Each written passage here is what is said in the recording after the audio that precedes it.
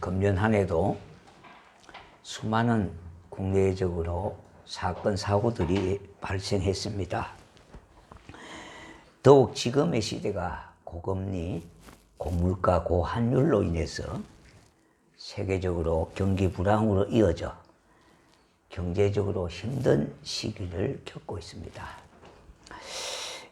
이제 환율이 이렇게 높다 보니까 우리나라 돈이 참 가치가 많이 떨어진 것을 보게 됩니다. 더욱 러시아의 전쟁 도발로 세계가 전쟁의 위협에 직면하게 되었으며 남북이 대치된 우리 또한 안보 불안을 가지고 있습니다.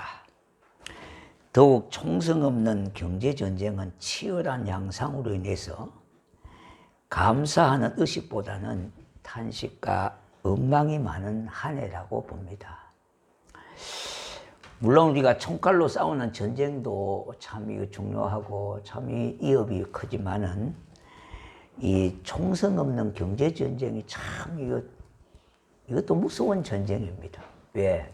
각국이 서로가 먹고 살기 위해서 참 소리 없는 권총을 들고 그렇게 경쟁하고 각축을 벌이고 있는 것을 경험할 수 있지 않습니까? 그러나 다른 한편으로 보면 우리가 살아가는 삶의 현장에는 감사함을 보게 됩니다. 무더운 날씨에다 잦은 장마와 태풍으로 지역 곳곳에 엄청난 피해와 이재민을 했지만은 결실의 계절은 풍성한 열매들로 넘쳐나고 있습니다. 제가 이제 한 주간 하노이와 하롱베기를 우리 교직자 수련회로 갔습니다. 제가 그 코스는 두 번째 가는 코스예요. 오래전에 한 번 갔었고요. 두 번째 가는 코스인데 참 많이 이렇게 발전되어 있는 것을 보게 됩니다. 아주 활기가 넘치고 앞으로 굉장히 발전할 수 있는 소지가 넘치는 그런 나라다. 인상 깊게 더욱 보게 됐습니다. 그런데 그 가운데 일정에 좀 자투리 시간이 있어서 재래시장을 들어가 봤습니다. 그 재래시장을 이제 들어가 보면은 그 나라의 어떤 풍성함과 그 풍부나 그 경제적인 활동을 알 수 있거든요. 그 재래시장을 들어가 보니까 참 그 나라도 차고 넘치는 물질과 상품들로 아주 식품들로 가득 넘치는 것을 보게 됩니다. 역시 우리나라도 마찬가지지 않습니까? 이와 같이 우리가 살아가는 세상이 불안하고 삶 자체가 힘들 때도 있지만은 내가 이 땅에 살아가고 있다는 그 자체만으로 하나님께 감사할 수밖에 없습니다. 저는 이번에 대한민국에서 태어난 것이 참 감사하다. 우리 대한민국의 이 존재가 우리가 생각하는 것 몇 배 이상의 엄청난 효과가 있고요. 엄청난 이력을 갖고 있는 국력을 갖고 있는 대한민국이라고 하는 사실을 아셔야 돼요. 미국이 우리를 견제할 만큼 나라가 커졌어요, 이제요. 옛날 같으면 이거 상상도 할 수 없는 일인데요. 이제는 미국도 한국을 목을 조르는 이런 시대가 되어버렸습니다. 그리고 하노이 시내도 보면은 롯데타워가 올라가고 있는데 지금 다 했습니다. 65층. 우리 서울에 있는 절반 타워가 거기서 제일 높은 빌딩인데요. 거기에 보니까 엄청난 많은 사람들이 몰려서 전신 다 한국 물론 한국 물건도 많지만은 그의 물건도 많습니다만은 그 인산 이래로 이룬 만큼 많은 사람이 찾아오는 그런 역시 그것을 보게 되므로 참 우리나라가 국력이 참 이렇게 많이 신장됐다. 삼성을 비롯해서 여러 가지 인류 기업들이 거기 많이 들어와 있고요. 식품 회사들도 많이 들어와 있어요. 그래서 베트남은 유일하게 보게 되면은 우리하고 별로 사이가 좋지 않는 나라잖아요. 전쟁으로 인해서 우리가 파병이 됐다. 우리는 돈 때문에 그거 갔잖아요. 먹고 살기 위해서 가서 한국이 만큼 발전이 된 밑거름이 되었다고 해도 과언이 아니에요. 자, 그런데 결국은 그들하고의 관계 속에서 보면은 우리나라가 그래도 제일 우호적으로 한류의 열풍이 얼마나 깊이 뿌리 박혀 있는지요. 참 우리가 여기가 한국이라고 하는 생각도 들 만큼 그와 같이 열풍을 불고 있습니다. 자, 우리가 다음 주일은 2022년도 추수감사절로 지키는 날입니다. 이 땅의 모든 것들이 주님의 손길 아래 이루어지고 있음을 믿고 감사하는 날입니다. 주지하다시피요, 현재의 추수감사절은 미국의 청교도에 의해서 시작이 되어졌습니다. 이들이 1620년 9월 16일에 102명의 청교도들이요, 종교의 자유를 찾아서 메이플라이어호를 타고 신대륙을 향하여 출발했습니다. 이들은 65일간의 항해 끝에 그해 1월 20일 드디어 신대륙 미국 땅에 상륙하게 됐던 겁니다. 항해 도중에 무려 44명이 목숨을 잃었습니다. 그렇게 희망의 땅을 찾아 나섰던 청교도들은 신대륙에 도착하여 인디아나의 도움으로 씨앗을 파종하여 이듬해 첫 수확의 열매를 거둔 겁니다. 열매를 거둠을 기념해서 그 열매를 주신 하나님께 감사 기도를 드렸으며 축제를 불렸던 것이 오늘의 추수감사절의 기원이 되었던 겁니다.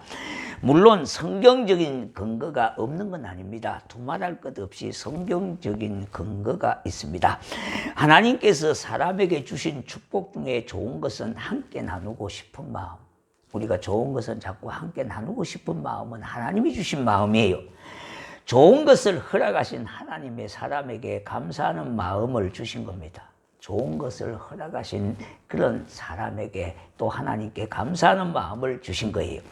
이와 같이 감사하는 것은 우리 하나님의 뜻이요, 하나님이 우리에게 주신 마음이기도 합니다. 도시에나 시골 교회나 모두가 다 감사의 의미를 찾아서 감사하는 주일로 우리가 모두 지켜야 하겠습니다. 단순히 한 주일의 행사만이 아니라 한 해 동안 고난과 역경 속에서도 나를 인도해 주시고 그렇게 이끌어 주신 하나님께 감사드리는 것입니다. 그러므로 어려운 이웃과 함께 나누는 축제로 자리 잡게 해야 하겠습니다. 하나님께서는 오늘 우리에게도 동일한 말씀을 주시는 겁니다. 그러므로 하나님의 자녀들이 꼭 기억해야 할 것은 하나님의 은혜를 잊지 말자는 겁니다. 왜냐하니까 하나님의 은혜를 너무 자주 잊어버리고 쉽게 잊어버리기 때문에 잊지 말자, 6.25 이런 식으로요, 그 하나님의 은혜를 잊지 말자고 하는 바로 그날이 바로 절기로 우리가 지키는 날이기도 합니다. 그럼 현대를 살아가는 우리가 무엇에 감사해야 하겠습니까? 첫 번째는요, 우리를 택하신 하나님을 기억하며 감사해야 하겠습니다. 첫 번째요, 7절에 보면은 옛날을 기억하라 그랬어요. 이 말씀, 옛날을 기억하라고 하는 말씀으로 시작하고 있습니다. 하나님께서는 이스라엘 민족이 땅 위에 나타나기 전부터 그들에게 가나안 땅을 주시려고 계획하신 것이고, 모든 나라와 국경을 정하기 전에 하나님은 이스라엘의 거주할 땅을 분배코자 하여 국경을 정하셨다고 그렇게 말씀하고 있습니다. 그러므로 이스라엘 백성들이 기억해야 할 것은 태초에 하나님께서 천지를 창조하셨던 그것까지 올라가는 겁니다. 7절을 보면은 또 다시 보면요, 하나님이 이스라엘의 아버지로 표현하고 있는데, 그것은 아버지라고 하는 말은 한 가족의 가장이나 한 공동체나 국가의 조상이라고 하는 의미로 불리어지고 있습니다. 이는 하나님께서 이스라엘을 조성하신 분이라는 뜻에서 이스라엘의 아버지로 알려지기를 원하셨던 겁니다. 그러므로 하나님을 이스라엘의 아버지로 표현한 것은 부모가 자녀로부터 공경을 받는 것처럼 하나님께서도 이스라엘의 공경을 받으셔야 되고 공경해야 할 것을 말씀하는 내용이 바로 이스라엘의 아버지라고 하는 것으로 표현하고 있습니다. 자, 8절 보면은요, 이렇게 시작합니다. 지극히 높으신 자가 그랬어요. 우리를 창조하시고 땅 위에 살게 하신 겁니다. 그리고 모든 민족을 위하여 한 나라를 정하셨다고 하셨던 겁니다. 그런데 이스라엘은 하나님의 은혜를 저버리고 제약을 가지게 되었으며, 그것은 하나님의 은혜에 대한 불신앙의 제약이었던 겁니다. 이 말은 이스라엘의 출애굽 이후의 세대들에게 과거에 너희 조상 이스라엘이 애굽 땅에서 종살이 하던 그들의 조상을 구원하시고 인도하여 가나안 땅까지 이르게 하신 하나님의 은혜를 기억하고 그들의 제약된 길에서 돌이켜야 할 것을 촉구하는 말씀이에요. 한편 택함을 받은 백성들은 오늘날의 성도들을 말하므로 부르심을 받은 우리들을 일컫는 말입니다. 예수 그리스도를 영접하기 전에는 모두 사탄에게 종노릇하며 살았던 불쌍한 존재들이었습니다. 에베소서 2장 1절 3절에 보니까 그는 허물과 죄로 죽었던 너희를 이 세상 풍조를 따르고 공중의 권세 잡은 자를 따랐으니 곧 불순종의 아들들 가운데 역사하는 영이라. 전에는 우리도 다 그 가운데서 우리 육체의 욕심을 따라 지내며 육체와 마음에 은하는 것을 하여 다른 이들과 같이 본질상 진노의 자녀였더니 그랬습니다. 자, 그러므로 지금은 그리스도의 보혈로의 공로로 인하여 모든 죄와 사망의 법에서 해방된 참 자유를 얻은 자들이 되었으니 다시는 그 은혜를 저버리지 말고 영광의 자녀답게 살아야 하는 삶을 가지라는 말씀이에요. 네. 자, 갈라디아서 5장 1절에 보니까 그리스도께서 우리를 자유롭게 하라고 자유를 주셨으니 그러므로 굳건하게 서서 다시는 종의 멍에를 매지 말라 그랬어요. 그러므로 우리는 다시 악한 죄를 범하는 삶이 아니라 믿음에 굳게 서서 하나님을 기쁘시게 하는 삶을 살아야 하겠습니다.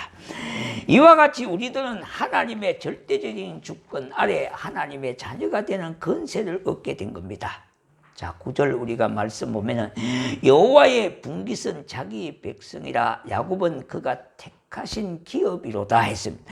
여기 기업이라고 하는 말은요, 우리 믿는 이들에게 받는 분깃, 몫을 말하고 있습니다. 삶의 터전이 없는 사람들은 생활 유지가 어렵겠죠. 못할 경우도 있지 않겠습니까? 하나님께서 그의 교회를 기업과 같이 사랑하신다는 것으로 자신의 생명과 같이 사랑하신다는 것과 같은 겁니다. 과연 이 말씀에 아멘할 수 있어야 하겠습니다. 하나님은 교회를 위하여 자기 독생자 생명을 버리셨습니다. 내와 주셨다 이 말입니다. 하나님께서 이렇게 교회를 사랑하시기 때문에 교회의 신자들을 가르쳐서 자녀라고 하고 신부라고도 하셨던 겁니다. 우리는 신자들에게 대한 하나님의 사랑을 알아야 그 사랑에 감사할 수가 있지 않겠습니까? 우리가 알아야 뭘 제대로 할 수 있지 않겠습니까? 하나님이 그의 자녀들에 대한 사랑을 알아야 우리가 그 하나님께 대해서 감사할 수가 있지 않겠습니까? 우리가 아무리요 잊으려고 해도 나를 낳아준 부모를 잊을 수가 어디 있겠습니까? 혈육을 찾았어요. 그렇게 참 20만리, 9만리를 찾아다니는 부모가 있듯이요. 뿐만 아니라 자기의 씨를 찾고자 그렇게 자기의 부모를 찾는 자식이 있듯이요. 이것은 혈육이기 때문에 잊을 수가 없는 것입니다. 뿐만 아니라 하나님께서 나를 구원해 주셔서 나를 자녀 삼아 주심에 대해서 그 은혜를 어떻게 우리는 잊을 수가 있겠습니까? 그래서 우리 하나님께 감사를 드려야 하겠습니다.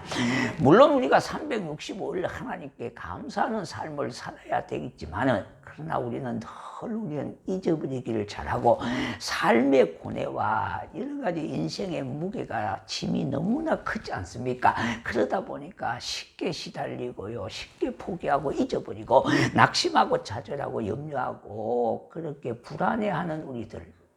그래서 감사하는 마음을 회복하라는 겁니다. 의식을 회복하라는 겁니다. 신앙을 회복하라는 겁니다. 우리가 복음 성가도 보면 이렇게 있지 않습니까? 날 구원하신 주 감사 그러잖아요. 모든 것 주심도 감사. 내 주 곁에 계심의 감사와 평안해진 영혼의 감사. 절망 중에도 이루어주심을 감사. 내일의 희망을 갖게 하심에 감사. 이것이 복음성가에 나오는 가사와 같지요. 믿는 사람들은 어떻게 보면은요, 역경 자체도 감사의 제목이 되어지는 겁니다. 두 번째는요, 보호해 주시고 지켜주신 하나님께 감사해야 합니다. 10절 보겠습니다. 여호와께서 그를 항구지에서 짐승이 부르짖는 강야에서 만나시고 호위하시고 보호하시며 자기의 눈동자같이 지켜섰도다 그랬습니다. 모세가 노래한 이 노래는요, 여호와께서 이스라엘을 항구지에서 그리고 짐승의 부르짖는 강야에서 만나시고 호위하시며 자기 눈동자같이 지켰었다고 노래한 겁니다. 모세의 이와 같은 표현은요, 하나님이 무한하신 사랑을 가장 적절하게 나타난 한 폭의 그림과 같은 아름다움을 보여주고 있지 않습니까? 한편 여기서 항구지와 강야는요, 출애굽한 이스라엘이 방황하던 곳을 가리키는 말입니다. 어디서 방황했습니까? 강야와 항구지에서 그들은 방황하는 민족이었어요. 그리고 눈동자같이 지키신다는 말은 어떤 말이냐 하니까 이스라엘을 최우선적으로 아끼시고 보호하셨다는 겁니다. 사람에게 눈동자는 참으로 귀중한 부분이잖아요. 못이 날라오면 딱 이렇게 사뜰을 잡듯이 딱 됐잖아요. 이 보호하기 때문에 그런 거예요. 이게 없으면 어떻게 되겠어요? 네. 바울은 자기를 사랑하는 갈라디아 사람들의 지극한 사랑을 가리켜서 갈라디아서 4장 15절 중반절에 보면은 이런 말이 나옵니다. 너희가 할 수 있었더라면은 너희의 눈이라도 빼어 나에게 주었으리라 하였었다. 이렇게 말하고 있습니다. 사람이 눈을 얼마나 귀하게 보호하는 겁니까? 하나님께서는 교회를 그렇게 사랑하시고 보호하신다는 거예요. 그래서 음부의 근세가 해하지 못하도록 하나님이 자기 교회를 그렇게 사랑하고 지키시고 보호하신다는 거예요. 이스라엘 백성들은 애굽에서 나와 강야에 있었습니다. 그들에게는 먹을 음식도 마실 물도 없었어요. 더더욱 사나운 짐승들이 사방으로 헤아리고 울부짖고 있었습니다.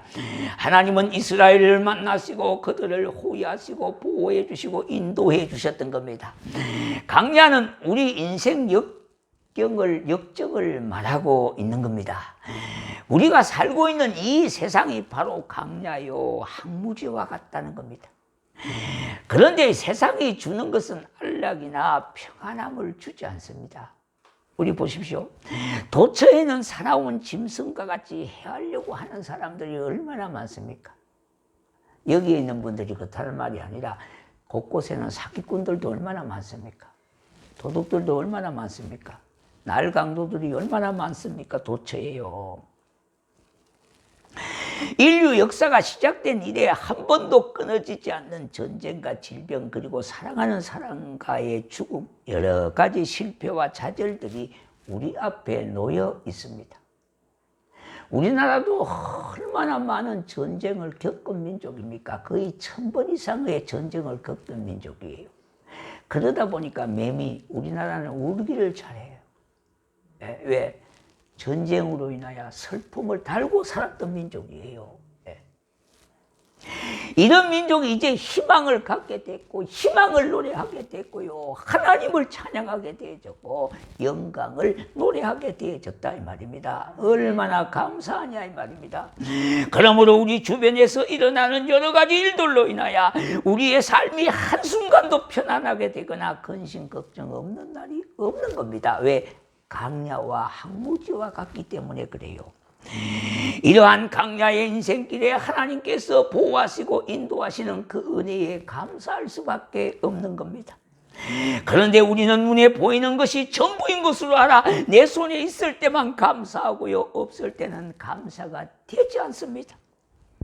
그러나 신앙인은요, 하박국 선지자가 예언했던 그런 말씀처럼 비록 없을지라도 감사하는 사람이 되어지는 겁니다. 비록 눈에 보이지 않아도요, 내 손에 꼭 잡히는 것이 없을지라도, 내 귀에 뭐 어떤 소리가 들려오는 소리가 없을지라도, 내 마음에 뭔가 느끼는 것이 없을지라도, 구원의 하나님으로 인하여 즐거워하리라. 그렇게 노래할 수가 있어야 하겠습니다. 그분을 높이고 그분께 감사하고 찬양과 경배를 드리는 겁니다. 이것이 말씀에 입각한 감사의 신앙을 가지는 겁니다. 한마디로 말한다면요, 감사인, 신앙인의 감사는 사전 감사, 미리 감사하는 거예요. 예, 하나님께서 은혜 주실 줄 믿고 감사합니다. 이렇게 사전에 감사하는 겁니다. 신자와 불신자의 차이점은요, 감사가 있느냐 없느냐에 크게 구분할 수가 있고요. 신앙인 중에 우리가 신앙이 있고 없고를 따진다면은 신앙인 중에 불신앙은 감사보다는 원망과 불평을 앞서는 것이 불신앙이에요. 우리가 불신앙의 신장 중에도 불신앙을 갖고 있는 분들이 있거든요. 그는 감사보다 원망이 많다 이 말입니다. 하나님은 절대로 모든 것을 한꺼번에 주시지 않았습니다. 밥을 달라고 하면요, 씨앗을 주어서 심어서 거두게 해서 양식을 먹게 하는 겁니다. 밥을 달라고 밥을 바로 주는 것이 아니라 밥을 해먹을 수 있는 씨앗을 주고요, 거두게 해서 양식을 얻게 하는 겁니다. 필요한 물건을 달라고 하면 안제품을 주시지 않고 만들 수 있는 자재와 기술을 주시는 거예요. 또 필요한 만큼 주시는데 나머지는 믿음으로 채우고 감사로 채우도록 하시는 거예요. 네. 사랑하는 성도 여러분, 잡초라고 하는 것은요, 땅이 있는 곳에는 저절로 잡초가 납니다. 씨를 뿌리지 않아도 잡초는 저절로 나는 겁니다. 그래서 잡초는 심어서 나는 것이 아니라 안 심어도 나는 초가 잡초예요. 그리고 잡초는 안 갖고도 무성해집니다. 그냥 비료도 주지 않고 풀을 뽑아내지도 않고 그대로 놔둬도 잡초는 무성하게 자랍니다. 그러니까 잡초는 심을 필요도 없고 가꿀 필요도 없습니다. 그러나 감사는 심어야 됩니다. 가꾸어야 한다 이 말입니다. 가만히 있으면 감사가 되지 않아요. 생각해 보아야 감사가 되어지고 깨달아져야 감사가 되어지고 믿어야 감사가 되어지는 거예요. 그래서 감사가 되는 것은 가만히 있으면 되는 것이 아니라 감사를 심고 찾고 기억하며 그렇게 해서 감사함을 가꾸어야 되는 겁니다. 그래야 더 풍성한 감사로 열매를 맺게 되어지는 겁니다. 가꿀 때에 좋은 열매를 가지게 되며 더 풍성한 감사를 드릴 수가 있게 되어지는 겁니다. 우리 모두 이와 같은 감사를 드리는 하나님의 자녀로 자리매김할 수 있기를 주의 이름으로 축원합니다. 예.